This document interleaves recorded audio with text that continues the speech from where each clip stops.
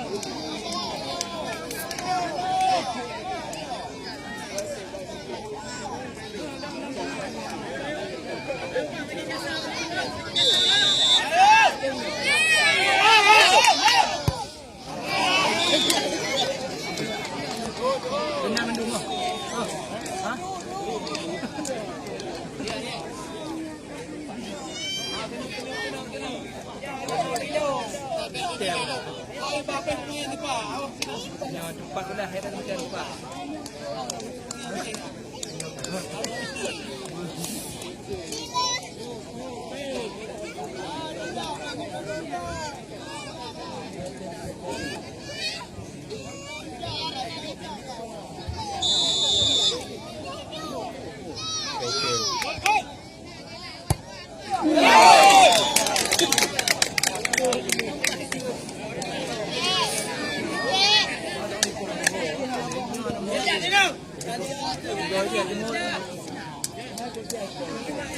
Jangan gede di Pak.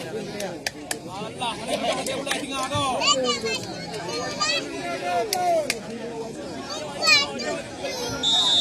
Pasti kan. What? Ramai tu dia pada jenuh mendulu. Mesti dia kan? Buat dah haju. Ha? Mana dia buat dia oi. Handal je. Buat dia nanti dia kait tu dong ding. Macam lu ni awak ikea. Bawa duit yang tuker ni. Bawa tuker lah. Jangan tu nak itu. Jom. Doon dalo.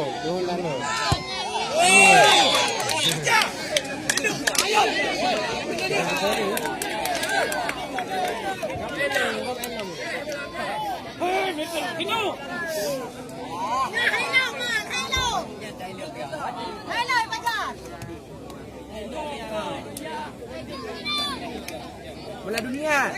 Kamu bola dunia. Ada juga.